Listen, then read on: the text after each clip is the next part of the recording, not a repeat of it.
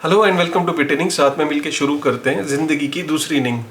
आपने ये सुना होगा कि यूएस के अंदर खासकर आपने सुना होगा गैरी गैंसलर है जो एसईसी को लीड करता है, एसईसी को हेड करता है। By the way Gary Gensler अपने ज़माने में बिटकॉइन को पढ़ाया करते थे।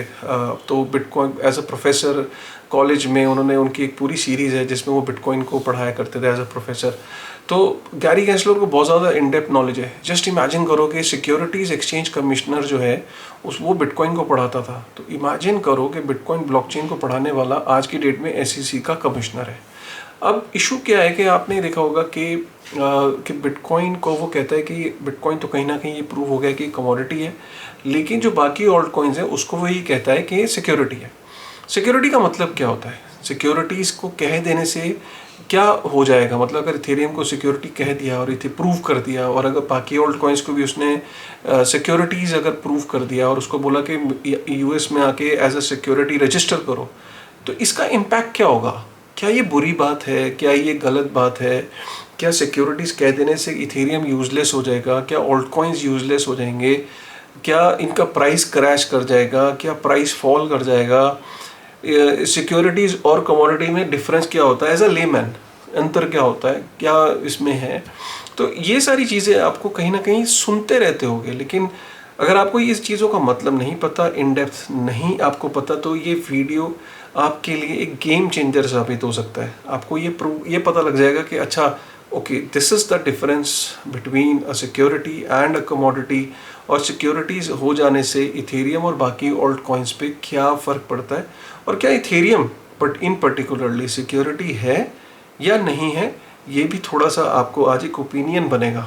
मैं कोई एसईसी का कमिश्नर नहीं हूँ, ना मैं आपको ये कह रहा हूँ कि इथेरियम सिक्योरिटी है कि नहीं, लेकिन आज कुछ ऐसे ओपिनियन फॉर्म होंगे आपके इस पर्टिकुलर वीडियो के बाद कि आप कहोगे कि नहीं यार, आज कुछ एडिशनल समझ में आया, कुछ एक दिमाग खुला कि अच्छा ये भी हो सकता है। Right, okay. देखो, यूएस के अंदर कोई भी फाइनेंशियल प्रोडक्ट, अगर फाइनेंशियल कॉन्ट्रैक्ट कह लो, फाइनेंशियल प्रोडक्ट कह लो, फाइनेंशियल इंस्ट्रूमेंट कह लो, ठीक है, अगर कोई भी फाइनेंशियल इंस्ट्रूमेंट है या फाइनेंशियल कॉन्ट्रैक्ट है तो उसे एसईसी के पास रजिस्टर कर रहा है, ठीक है।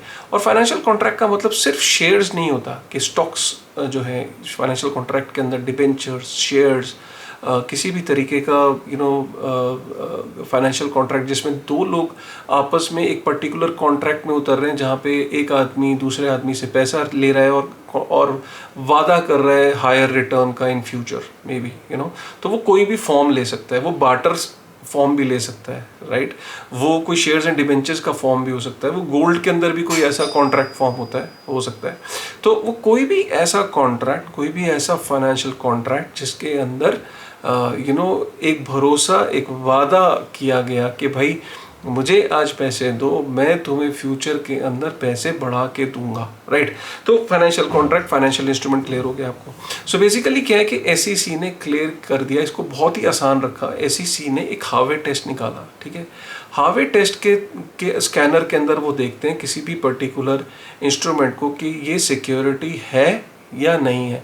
अगर उस हार्वे टेस्ट से वो चीज़ पास हो गई तो वो सिक्योरिटी नहीं है, और अगर वो फेल हो गई तो वो सिक्योरिटी है। क्लियर हो गया। हार्वे टेस्ट को 4 चीज़ों में डिवाइड किया है, ये सुनना बहुत इंपॉर्टेंट है।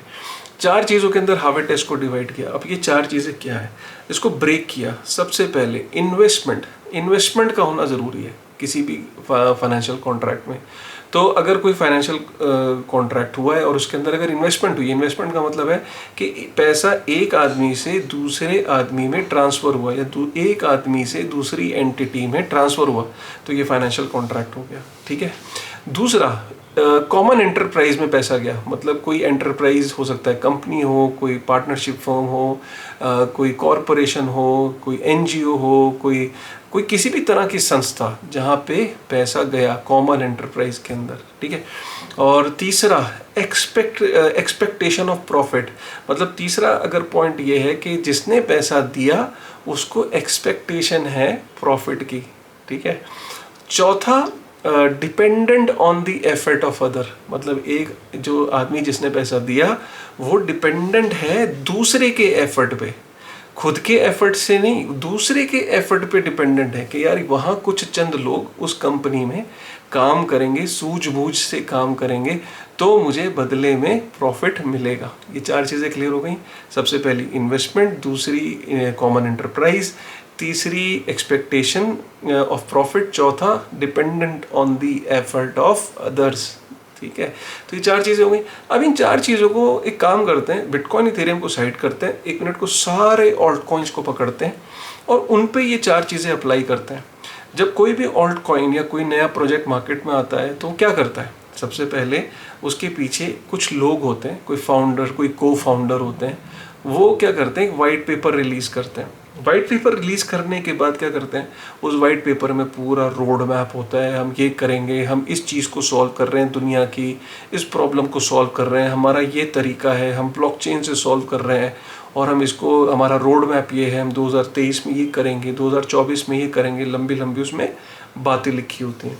तो होता क्या है कि आपने एक कॉमन एंटरप्राइज बनाई, कुछ चंद लोग थे, आपने इन्वेस्टमेंट को इनवाइट किया कि हमें फंड रेज करने हैं इस मिशन को पूरा करने के लिए। लोगों ने आपके यहाँ इन्वेस्टमेंट करी, आपने बदले में उन्हें टोकन्स दिए, टोकन्स एलोकेट किए, राइट। अब वो जो लोग हैं उनकी एक्सपेक्टेशन है आपसे, तो आपकी इन्वेस्टमेंट हो गई, पैसा ट्रांसफ़र हो गया। दूसरा कॉमन एंटरप्राइज हो गई, राइट, जहाँ पैसा गया। और तीसरा एक्सपेक्टेशन है प्रॉफिट की, क्योंकि आपने जो बदले में टोकन दिया, अब उस इंसान को उस पर्टिकुलर टोकन की अप्रिशिएट होने की, कि कभी एक्सचेंज पे जाएगा तो मुझे प्रॉफिट की एक्सपेक्टेशन है।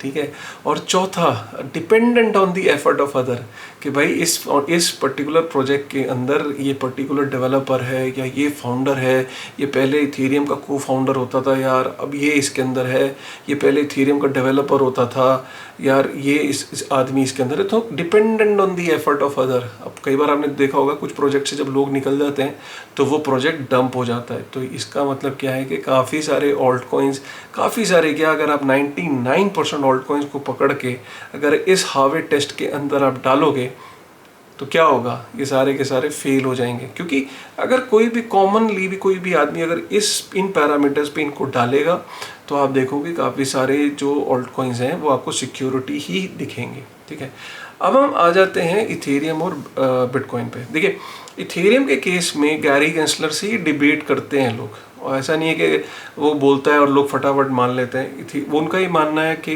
गैरी गेंसलर का कहना है कि इथेरियम भी सिक्योरिटी के परव्यू में आता है, खासकर प्रूफ ऑफ स्टेक पे आने के बाद उसका कन्विक्शन और ज़्यादा बढ़ गया है।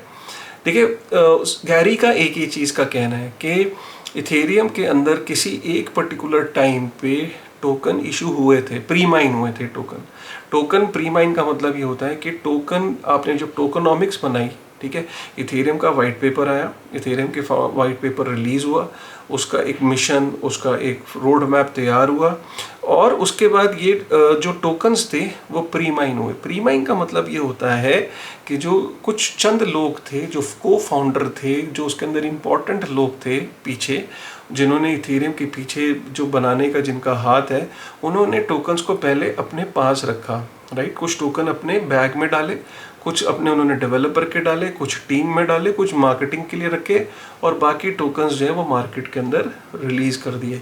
तो इसका मतलब क्या है कि पहले टोकन को एलोकेट कर लिया, बाद में टोकन्स को डाला।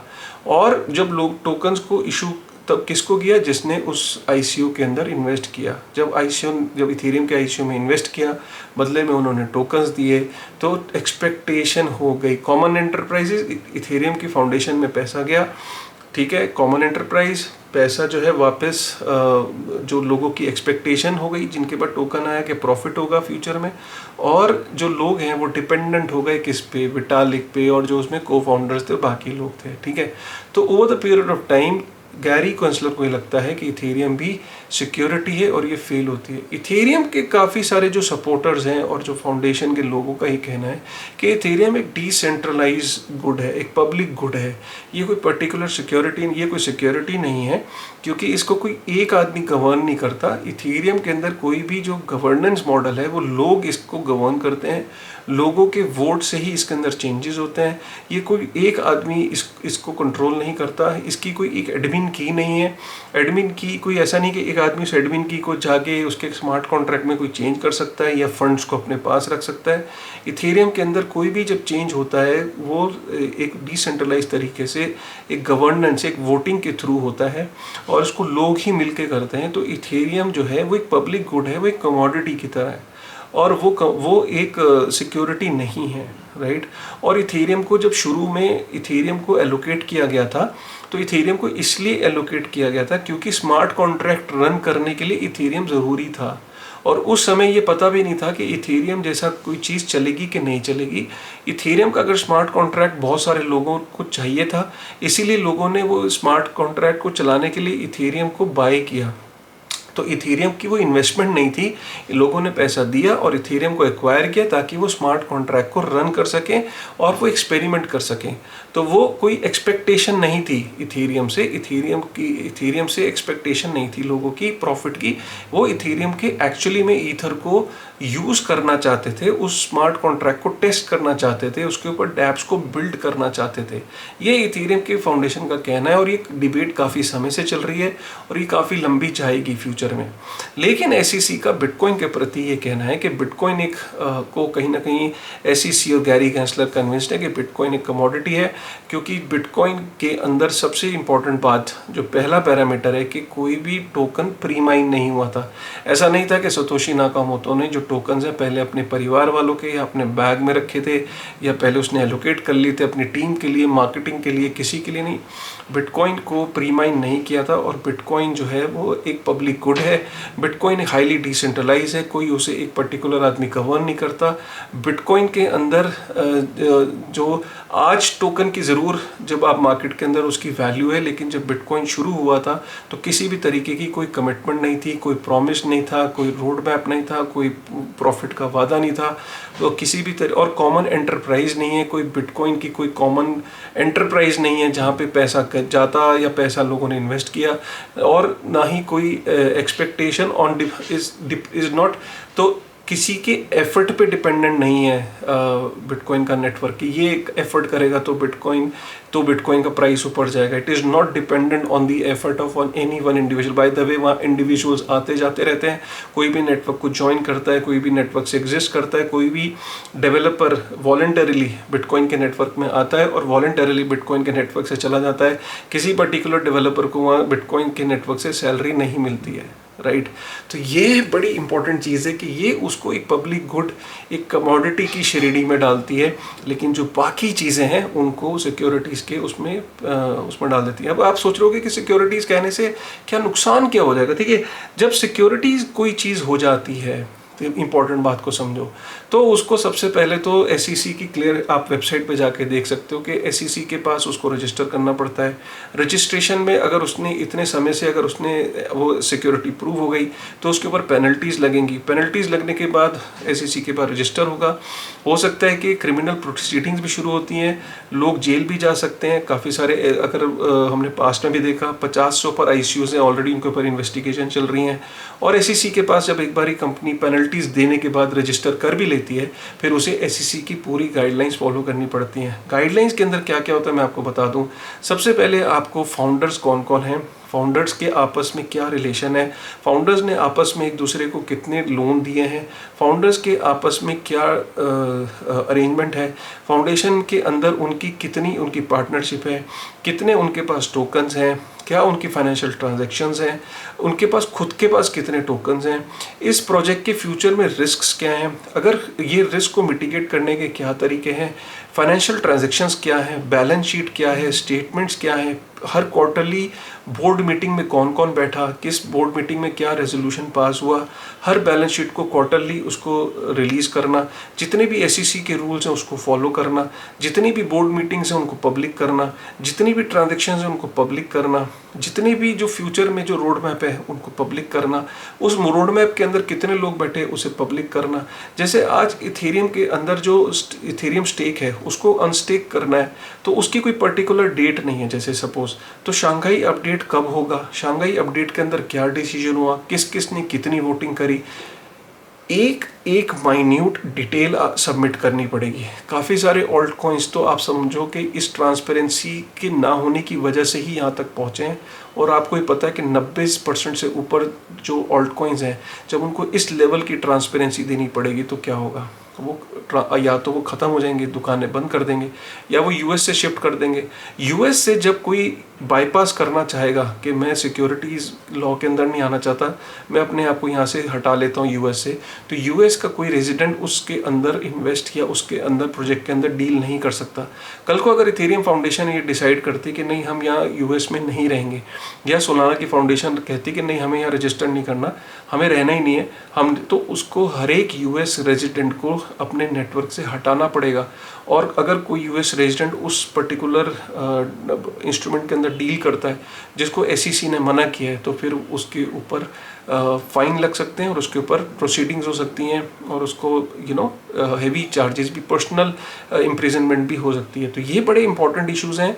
एसईसी के एक प्रॉपर बुक है जिस बुक को हर एक इंस्ट्रूमेंट को, हर एक ऑल्ट कॉइन को प्रॉपरली फॉलो करना पड़ेगा।